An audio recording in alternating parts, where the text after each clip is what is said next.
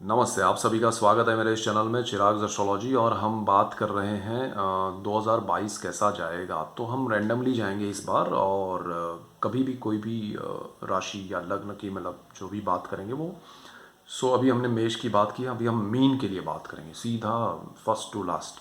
ठीक है, तो मीन लग्न और राशि के लिए हम बात करेंगे। और भी अभी इसके बाद मीन के बाद चाहे मिथुन आए या फिर कन्या आए या वृश्चिक आए, मुझे नहीं पता है, लेकिन अभी हम मीन लग्न और राशि के लिए बात करेंगे 2022 कैसा जाएगा। देखिए, पूरे साल की जब हम बात करते हैं तो वहाँ पर पूरे साल में चंद्रमा जो है वो एवरी 2 ढाई दिन 1.5 दिन में राशि परिवर्तन करते रहेंगे। और थ्रू आउट द ईयर्स आपके माइंड पे वो, क्योंकि वो मन के कारक है, तो थॉट्स बदलते जाएंगे। बट वो थॉट्स कैसे बदलेंगे, ऐसा नहीं है कि चंद्रमा घूम रहे इसलिए सिर्फ थॉट बदल रहे, लेकिन वो चंद्रमा राहु से मिलेंगे।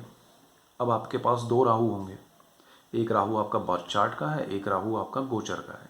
सपोज आपके मीन लग्न में पहले ही स्थान में राहु है, और वो राहु आपका पहले स्थान में, चंद्र जब उनसे मिलेगा तब जो इफेक्ट होगा वो अलग होगा। चंद्र जब आपके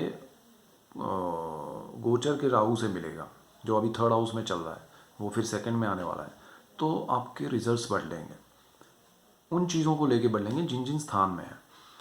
ये सारी चीज़ें समझने के लिए, अब चंद्रमा जो कर रहे हैं वो वैसा ही सूर्य भी करेंगे, वैसा ही मंगल भी करेंगे, वैसा ही राहु केतु शनि सब प्लैनेट्स घूमेंगे। आपके बर्थ चार्ट में 12 स्थान हैं, और उन 12 स्थानों में आपके पर्सनल चार्ट में बैठे हुए ग्रहों के साथ वो कॉम्बिनेशन में आएंगे, वो कनेक्शन में आएंगे, युति प्रतियुति करेंगे, दृष्टि करेंगे। आपकी दशाएं और अंतर्दशाएं, प्रत्यांतर दशाएं, और आपके नक्षत्र क्या है ग्रहों के, वो सारी चीज़ें यहाँ पर एक दूसरे से मर्ज होगी, कैलकुलेट होगी। ये बात मैं इसलिए बता रहा हूँ, हर मीन लग्न के लिए डिफरेंट रिजल्ट्स होंगे। फॉर एग्जांपल 1 करोड़ लोग हैं पूरे हिंदुस्तान में जिनका मीन लग्न है, मीन राशि है, उनके लिए रिजल्ट्स सेम नहीं रहेंगे, क्योंकि उनके पर्सनल चार्ट डिफरेंट है। उसमें बैठे हुए ग्रहों की स्थिति अलग है और उनके कॉम्बिनेशंस अलग बन रहे हैं, गोचर के ग्रहों के साथ भी उनकी दशाएं अलग है सबकी। How can you calculate the same results? No, it is not possible.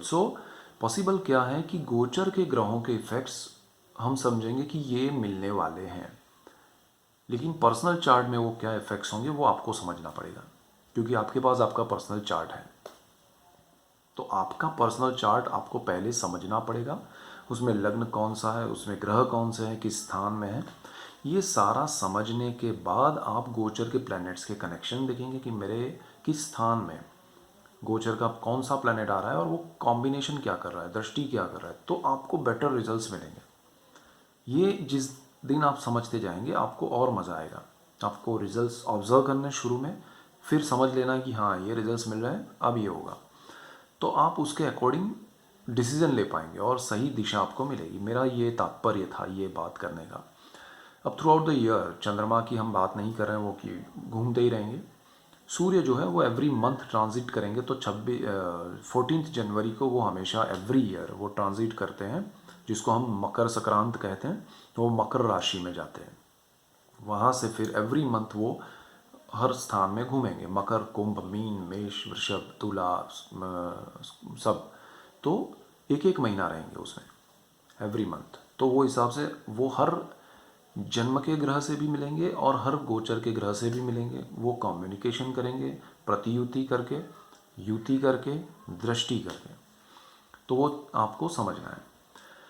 यहाँ से शुक्र, बुध और मंगल, ये जो 3 हैं पैरेलल ही चलते हैं, इनकी भी गतियाँ उतनी ही सिमिलर होती है और वो भी उतना ही समय चलते हैं। कभी कभी बीच में वो लॉन्ग टर्म के लिए चले जाते हैं, अदरवाइज आपके चार्ट में भी आप देखेंगे तो वो आसपास में ही मिलेंगे।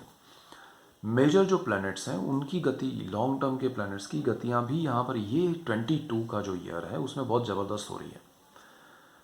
गुरु जो है वो रूटीन ट्रांजिट नवंबर में 2021 में कर रहे हैं, लेकिन अप्रैल तक ही वो कुंभ में रहेंगे, फिर वो अप्रैल में चले जा रहे हैं मीन में, फिर वहीं रहेंगे।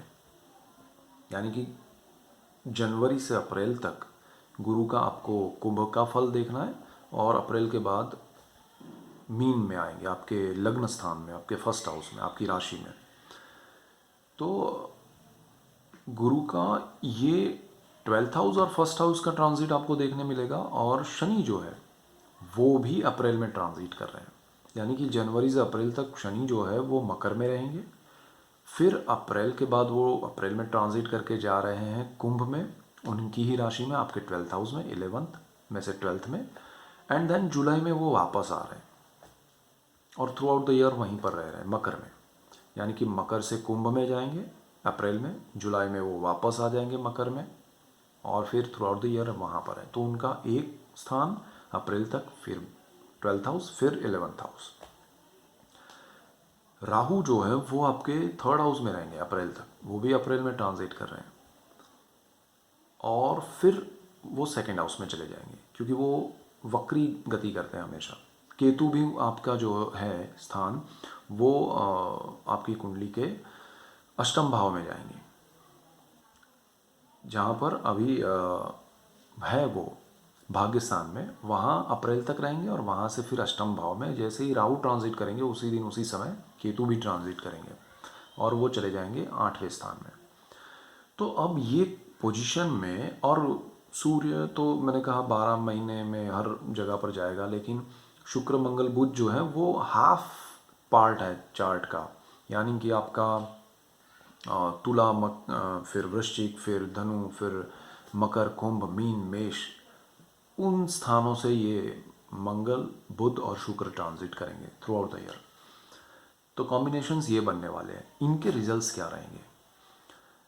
तो देखिए, आपके लिए मैं सीधे सीधे पॉइंट पे आता हूँ कि भाई रिजल्ट्स में जिसमें इंटरेस्ट है, लेकिन अगर आप हर बार पॉइंट्स पे आना अच्छी बात नहीं है, क्योंकि आपको सिर्फ जैसे मैंने कहा कि हर मीन लगने के लिए ये रिजल्ट्स नहीं होंगे, तो आपको पता होना चाहिए कि मेरे लिए क्या है। इसलिए मैं ये बात कर रहा हूँ, क्योंकि ये पूरे साल की बात है। ये पर्टिकुलर ग्रह की बात होती तो मैं वैसे करता कि भाई इनका यही रिजल्ट है, लेकिन ये कॉम्बिनेशंस है, यहाँ बदलेगा रिजल्ट, तो आपको समझना पड़ेगा, अदरवाइज़ आपको ही तकलीफ होगी नहीं समझेंगे तो यहाँ पर गुरु जो है, राहु जो है, शनि, केतु और बाकी सब प्लैनेट्स के हिसाब से आपको अनस्टेबिलिटी जो अभी आपकी चल रही है जॉब में, बिजनेस में, खासकर रहने के लिए जगह पर, तो वो सारी स्टेबल होगी थ्रू आउट द ईयर के रिजल्ट में। सबसे पहली बात, आपका अपना घर ले पाएंगे, उसके लिए लोन भी मिलेगा, और वो कर्ज भी गिना जाएगा, और कर्ज के लिए EMI भी पे करेंगे, बिकॉज गुरु 12th हाउस में है। आपको कर्ज मिलेगा, लोन मिलेगा, इजी मिलेगा, बट गुरु 12th हाउस में है, व्यय भाव है, इसीलिए व्यय करा रहा है। बट गुरु 12th हाउस में है गुरु, इसीलिए वो आपको पॉजिटिव एनर्जी दे रहा है, पॉजिटिव वे में इन्वेस्टमेंट और कर्ज करवा रहा है। आपका प्रॉपर्टी होगा, आपका व्हीकल होगा, आपका घर होगा, so this is good. But गुरु की दृष्टि से आपको जो लोन मिल रहा है वो आपको उतना ही लेना है कि जितना आप पे कर सके, जितना आप संभाल सके, अदरवाइज वो चीज़ आपके लिए स्ट्रेस क्रिएट करेगी जब गुरु ट्रांजिट करके फर्स्ट हाउस में जाएंगे। सो फर्स्ट हाउस में गुरु का जाना स्ट्रेस नहीं क्रिएट करेगा, बट उसी टाइम पे राहु जो है वो 3rd से 2nd हाउस में आ रहे हैं, और 2nd हाउस से जहाँ पर गुरु की दृष्टि 6ठे भाव पे थी वो हट जाएगी जब वो फर्स्ट हाउस में आएंगे। 3rd हाउस से राहु 2nd हाउस में आके उसी 6ठे भाव पे दृष्टि करेंगे जो कर्ज का है। राहु की दृष्टि की वजह से वो कर्ज आपको बड़ा लगेगा, जो गुरु की दृष्टि की वजह से छोटा लग रहा था। तो स्ट्रेस कहाँ क्रिएट हो रहा है कि आपके लिए वो चीज़, सारे सुख आपके पास है, घर हो गया, सब कुछ है, गुरु फर्स्ट हाउस में आया, आपके लिए बहुत अच्छा होगा, पॉजिटिविटी आएगी, लेकिन वहीं पर आपको एक प्रॉब्लम होगा कि अरे ये मैंने गलती कर दी। क्यों? EMI आप पे कर रहे हैं, लेकिन वो ओवर बजट हो गया, बिकॉज आपने 10 रुपये का बजट था आपका और आपने 15 रुपये ले लिया है कर्ज। तो राहु जब वहाँ आएगा 2nd हाउस में और 6ठे भाव को देखेगा, तब वो 5 रुपये जो ज़्यादा है वो स्ट्रेस देगा। गुरु ने जो दिलाया वो स्ट्रेस नहीं दे रहा है, समझिएगा बात को। तो वो चीज़ आपको समझ के चलना है कि आपको 10 की ज़रूरत है तो 9 लीजिए, तब राहु वहाँ आएगा तो आपको कुछ नहीं कर पाएगा, आपका स्ट्रेस नहीं बढ़ेगा। तब गुरु फर्स्ट हाउस में आया होगा, वो आपको और आनंद देगा, आपको और मज़ा आएगा। सी द प्लैनेट्स उनकी पोजीशन समझ के चलेंगे तो लाइफ में कुछ आपको सही दिशा मिलेगी, सही तरीके से आप आगे बढ़ पाएंगे। होता है एक गेम चल रहा है कि आप क्या कर रहे हैं और वो क्या कर रहे हैं, वो आपको देख रहा है कि अरे गलती की, चलो पकड़ लो इसको, लेकिन आपने नहीं की, अरे ये पकड़ में नहीं आया बंदा। So this is the game. So यहाँ पर आपको ये करना है। अभी दूसरा क्या है कि मीन लगने वालों को, जैसे मैंने कहा कि प्रॉपर्टी हो जाएगी, आपका घर होगा, आपको लोन भी मिलेगा, अच्छे से पेमेंट करेंगे। अगर आपने कर्ज से सही तरीके से लिया है, मतलब सही उसमें लिया है क्वांटिटी में, सो आपको प्रॉब्लम नहीं करेगा। अब यहाँ पर राहु जो है वो अप्रैल तक थर्ड हाउस में आपके साहस के भाव में है, और आपने बहुत बड़े साहस किए हैं, करवाएगा, वो आपको बहुत अभी उत्साहित कर रहा है। तो वो उत्साह रॉन्ग नहीं है, लेकिन आपकी दिशा क्या है, मतलब एनर्जी सही है, but which way you want to divert that energy, वो आपको समझना पड़ेगा। आपकी दिशा अगर सही नहीं रही तो वो एनर्जी, मतलब आपके पास ताकत है बट सही दिशा में यूज़ नहीं किया तो मतलब नहीं है। राक्षस जो थे वो बहुत बड़ी साधना करके ताकत पाते थे भगवान से, और फिर उसको गलत जगह पर इस्तेमाल करते थे। और अच्छे राजा थे, अच्छे जो लोग थे, उसी एनर्जी को सही दिशा में यूज़ करते थे। सो वो आपको समझना है कि मुझे ये राहु से एनर्जी मिल रही है, ताकत मिल रही है, लेकिन मैं सही दिशा में यूज़ करूँगा या नहीं।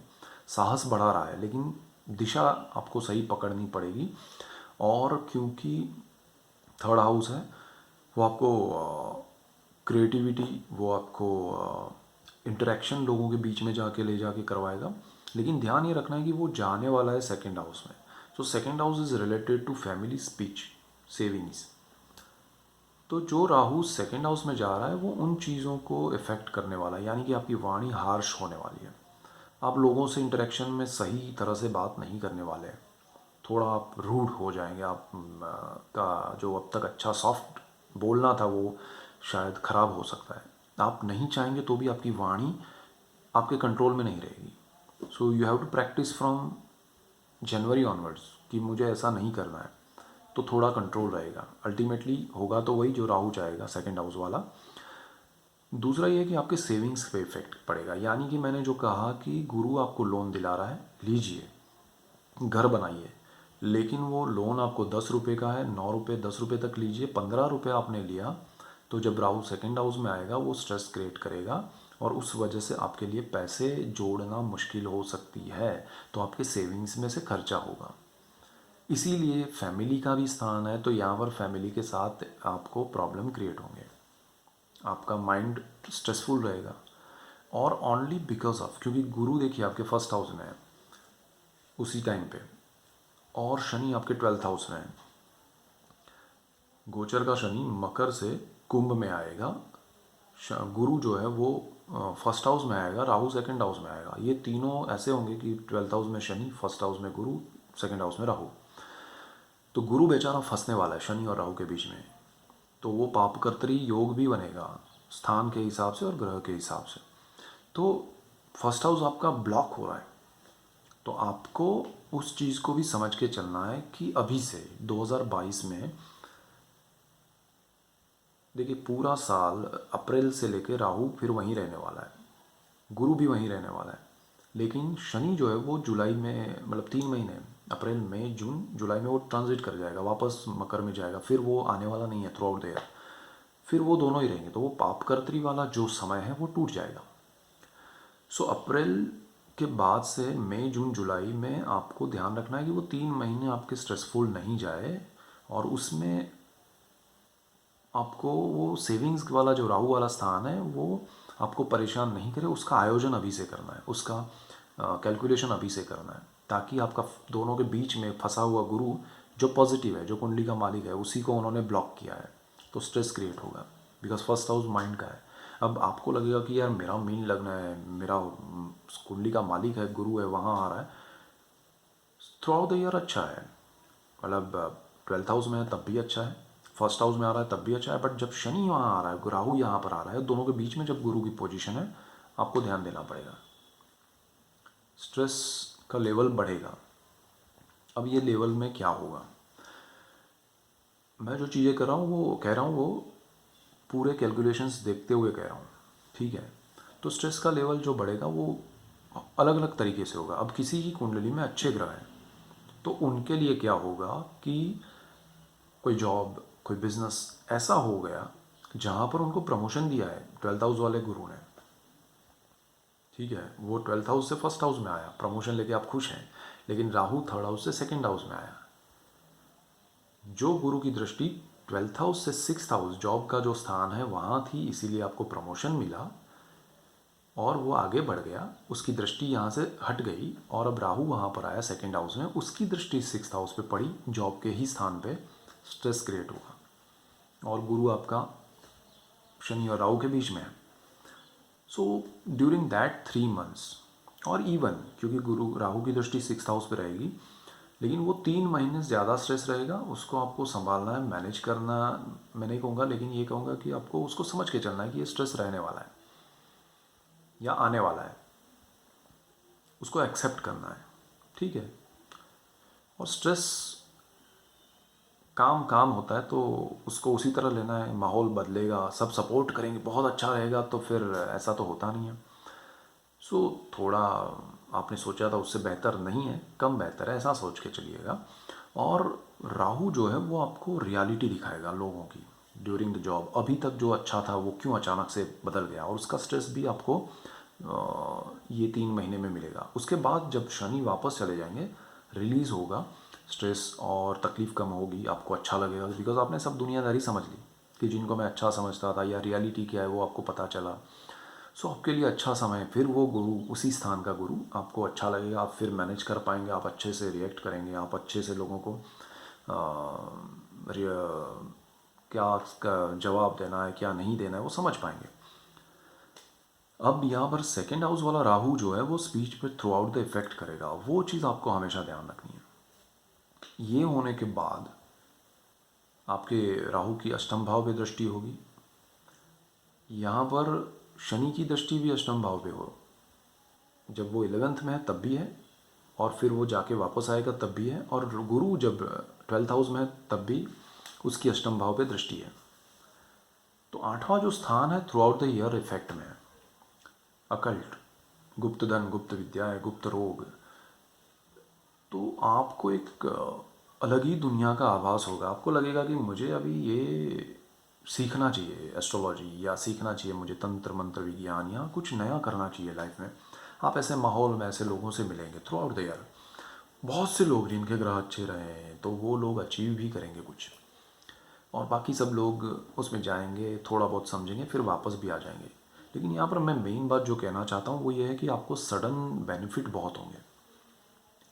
पुरानी कोई प्रॉपर्टी है वो आपको डिस्प्यूट है या पता ही नहीं है, वो प्रॉपर्टी आपको मिल सकती है, कुछ ना कुछ आपको मिलेगा, अनएक्सपेक्टेड मिलेगा, अननोइंगली मिलेगा, सडनली मिलेगा, तो वो चीज़ अच्छी है। लेकिन अगर आपका ग्रह अच्छे नहीं रहे तो जो बड़ा पोर्शन मिलना चाहिए था आपको, मतलब मैं कहूँ कि 100 में से 70% आपको मिलना चाहिए था, वो 30% हो सकता है। अगर आपके पर्सनल चार्ट के ग्रह अच्छे नहीं रहे तो, आपकी दशाएं सही नहीं रही तो, बट मिलेगा ज़रूर। यहाँ से आगे बढ़ते हैं तो गुरु जो है वो पंचम भाव पे दृष्टि कर रहा है throughout the year from April to onwards. तो अप्रैल से लेके वो उसकी दृष्टि है, पंचम भाव संतान का है, प्रेम का है, विद्या का है, स्टॉक मार्केट का है। शनि भी उस पर दृष्टि कर रहा है। बहुत अच्छा इन्वेस्टमेंट होगा आपका, बहुत अच्छे आपके रिजल्ट्स मिलेंगे 5th हाउस को लेकर। जिनको संतान नहीं है उनको संतान प्राप्ति होगी, जिनको संतान से रिलेटेड प्रॉब्लम है, पढ़ाई उनकी नहीं चल रही है ठीक से, या उनको एडमिशन नहीं मिल रहा है, या उनकी जॉब नहीं हो रही है, तो आपकी वजह से, क्योंकि संतान भाव पे गुरु की दृष्टि है, उनके लिए अच्छा होगा। उनको कुछ अच्छा जॉब मिलेगा, या अच्छा बिजनेस होगा, या उनके लिए फैमिली आपकी बढ़ सकती है। तो वो बहुत अच्छा योग बन रहा है गुरु की वजह से। और यहाँ से हम आगे बढ़ें तो गुरु की दृष्टि 7th हाउस पे भी पड़ेगी, 1st हाउस से। गुरु शादी के योग करेगा, प्रेम विवाह भी हो सकते हैं कुंडली के पर्सनल चार्ट के हिसाब से, ग्रह अच्छे रहे तो। लेकिन गुरु शादी के योग बहुत स्ट्रांग कर रहा है अप्रैल के बाद से। तो मीन लग्न वालों की शादी बहुत होगी, मीन राशि वालों की शादी होगी, और बहुत अच्छी जगह आपको अच्छा लाइफ पार्टनर मिलेगा। इवन बिजनेस में भी बहुत सफलता मिल सकती है बिजनेस पार्टनर की वजह से।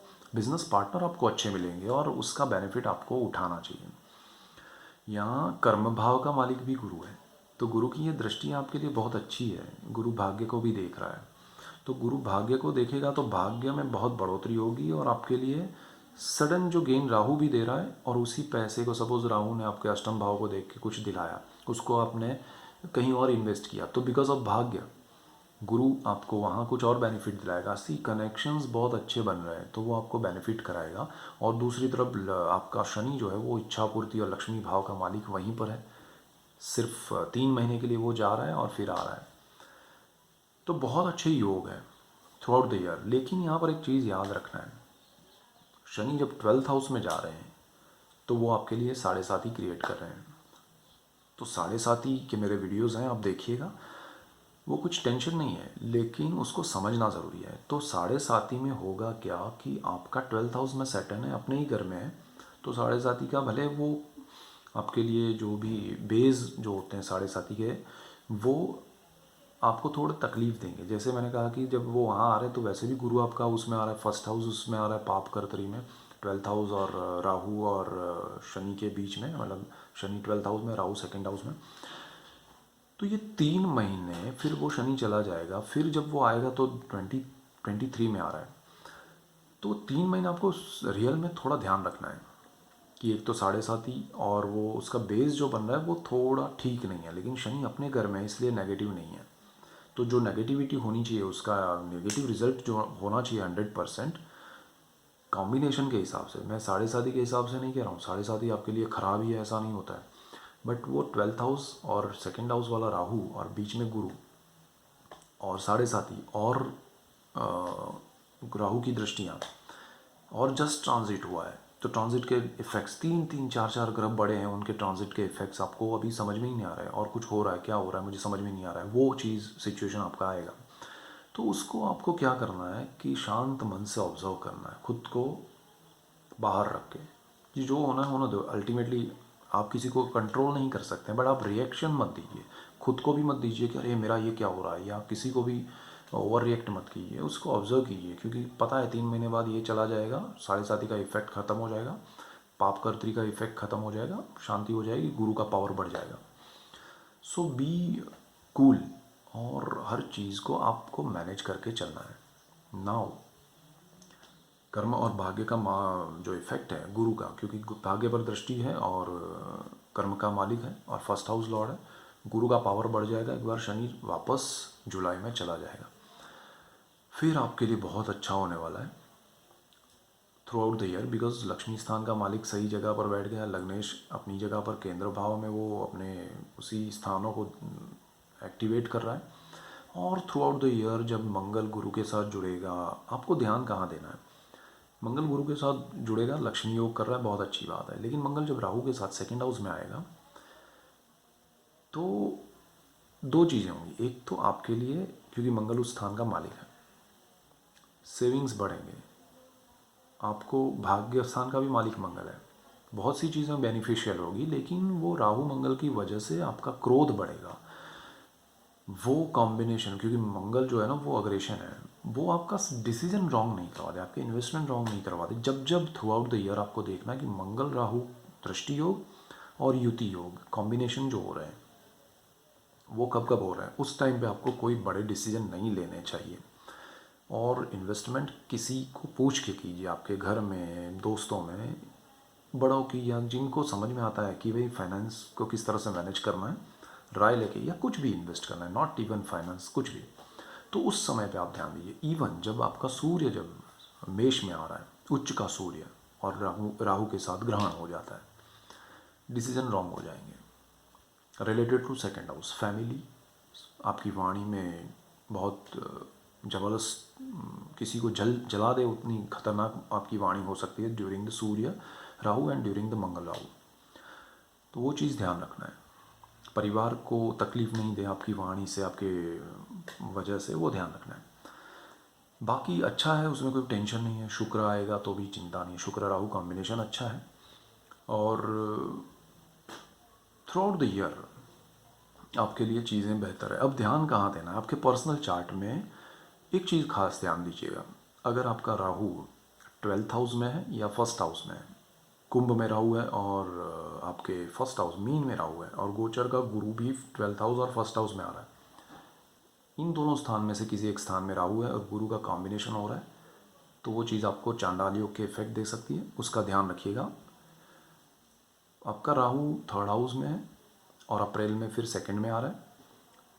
उसमें अगर किसी स्थान में 3rd हाउस में गुरु है और 2nd में गुरु है, दो में से किसी एक में है, तो राहु गुरु का कॉम्बिनेशन वहाँ भी हो सकता है। यानी कि गोचर के गुरु से राहु के साथ, गोचर के राहु से जन्म के गुरु के साथ, ये कॉम्बिनेशंस डबल इफेक्ट कर सकते हैं, या सिंगल जो भी दोष बन रहा है चांडाल योग के। तो ऐसा कुछ हो रहा है तो आपको उन स्थानों से रिलेटेड आपके चार्ट में ध्यान देना है कि वो तकलीफ़ें हो सकती हैं, उसको मैनेज करना, उसको समझना है, और उससे रिलेटेड जो चीज़ें हैं उसको किस तरह से किसी की राय लेके या उन स्थानों से रिलेट करते हुए मैटर में कोई भी डिसीजन लेने से पहले आप अपने दोस्तों से, फैमिली मेम्बर से, जो भी आप अच्छा लगता है उनसे राय लीजिएगा। अदरवाइज़ वो चीज़ आपके लिए सही नहीं हो सकती है, थोड़ा बेनिफिट में कमी आएगी। सो आपके प्रॉपर पर्सनल चार्ट को देख के फिर आप आगे बढ़िएगा, ये कॉम्बिनेशंस को देखते जाइएगा, ऑब्जर्व कीजिएगा और उसके अकॉर्डिंग आप आगे बढ़िएगा। अब आपकी दशाएं ऐसी हो कि जिसके बेनिफिट आपको मिलने चाहिए, लेकिन कॉम्बिनेशन यहाँ गोचर के ऐसे हो रहे हैं कि वो अच्छा बेनिफिट है वो कम हो रहा है, बिकॉज ऑफ इनकी वजह से वो थोड़ा खा जाते हैं। अब यहाँ पर अच्छे कॉम्बिनेशन है, दशाएं सही नहीं है तो वो खा जाती हैं। अब ये भी अच्छा है, ये भी अच्छा है, तो डबल बेनिफिट होगा, पॉजिटिविटी बढ़ेगी। सो ये सारी चीज़ें कैलकुलेट करके आगे बढ़िए तो आपको अच्छे रिजल्ट्स मिलेंगे। So that's it for today. Keep watching Chirag astrology. Thank you for watching. God bless you and goodbye. Thank you.